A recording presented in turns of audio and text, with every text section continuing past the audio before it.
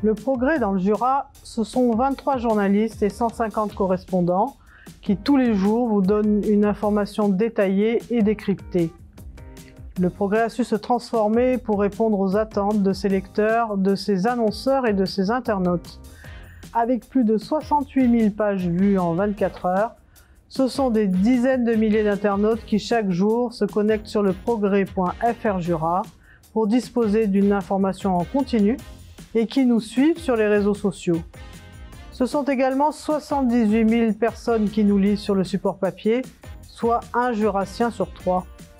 Grâce à notre réseau de correspondants ancrés dans le territoire, à nos journalistes présents dans nos 3 agences, Lons-le-Saunier, Dole et Saint-Claude, nous pouvons être auprès de vous au quotidien.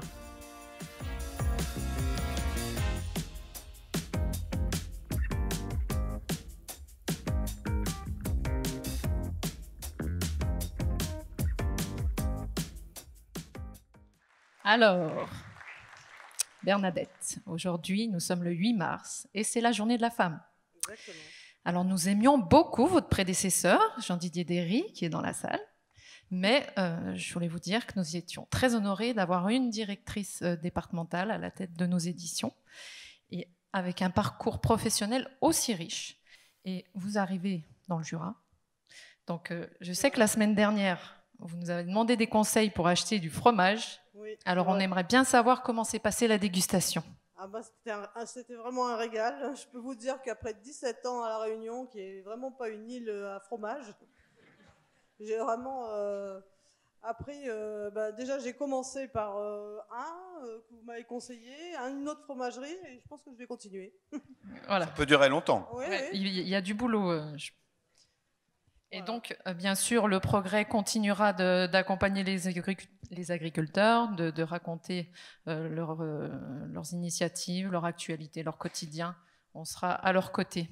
Bien sûr, oui, on continuera à faire des portraits comme on a l'habitude de faire, des interviews, des comptes rendus, et puis à suivre bien sûr l'actualité agricole du département. Et puis, comme vous l'avez dit tout à l'heure, aujourd'hui, c'est la journée de la femme, donc je voulais faire un petit clin d'œil à toutes celles qui ont décidé, parce qu'elles sont passionnées, de consacrer leur vie à l'agriculture. On les salue, effectivement. Et celles qui sont dans la salle. Et donc, nous allons vous inviter à nous dire qui est ce fameux coup de cœur du jury. Alors, le lauréat est Eria, parc animalier du Hérisson, représenté par Aline Amlich, la directrice.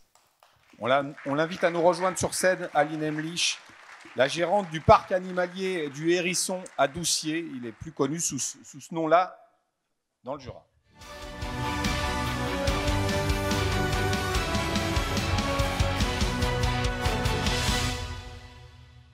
Alors bonjour, je m'appelle Aline Amlich, on se trouve ici au parc animalier du Hérisson.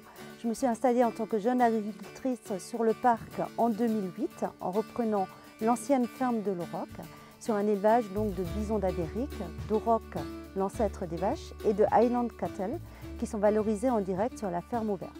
On a aussi l'agrément ferme pédagogique, ferme de découverte, et on fait des séjours à la ferme pour les adultes, les familles et les enfants.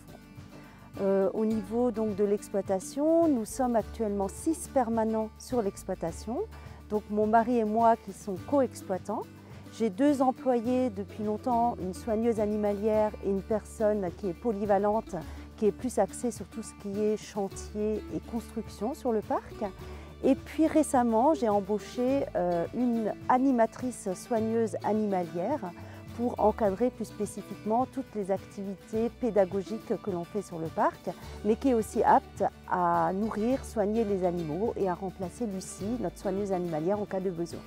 Donc je vous invite à venir découvrir donc, notre parc, soit en visite libre, soit sur des activités plus spécifiques comme on fait également des stages donc, de fauconnerie, des stages également de tir à l'arc à cheval. Nous avons également un centre équestre ouvert ici sur l'année et nous sommes ouverts toute l'année, tous les jours pendant les vacances scolaires, mais également les mercredis et week-ends durant le reste de l'année.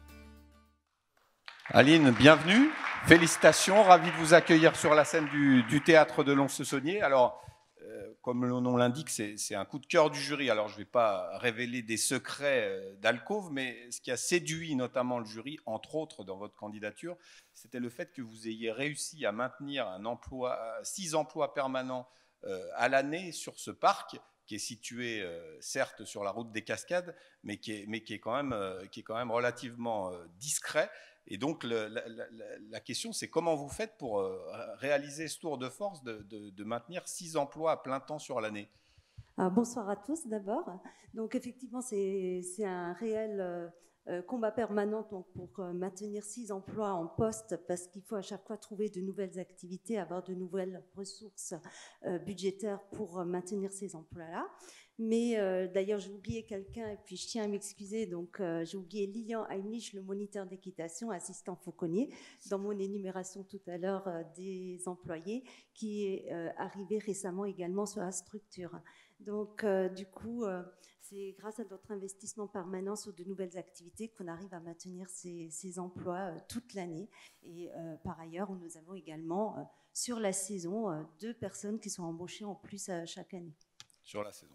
Et justement, vous le disiez, votre succès il passe par la diversification de vos activités. Vous avez repris en 2008, le parc n'était pas aussi riche. Est-ce que là, vous avez d'autres projets? Souvent, vous nous habituez à des nouveautés. Vous êtes peut-être en train de préparer quelques nouveautés, quelques nouvelles expériences. Est-ce que vous pouvez nous en dire plus? Alors, nos principales nouveautés actuellement, c'est le développement de l'école de fauconnerie, effectivement, avec des stages donc, de découverte de la fauconnerie, apprendre à manipuler. L'autre activité qui est importante également, c'est que nous organisons des camps soigneurs animaliers qui se sont de plus en plus développés à l'attention des jeunes. Et même là, la nouveauté, c'est également d'accueillir des jeunes adultes vraiment en phase d'orientation et de réorientation professionnelle pour voir si le métier de soigneur animalier convient vraiment à ce qu'ils ont vu dans les médias et si ça convient à la réalité du terrain. C'est vrai que ça marche fort. Eh bien, on va vous laisser recevoir des mains de Bernadette Loubier ce trophée bien mérité pour votre engagement à Doucier depuis 14 ans maintenant. Voilà, félicitations, Aline. Voilà, on peut les applaudir. C'était le dernier trophée. Elles vont passer toutes les deux au photocall.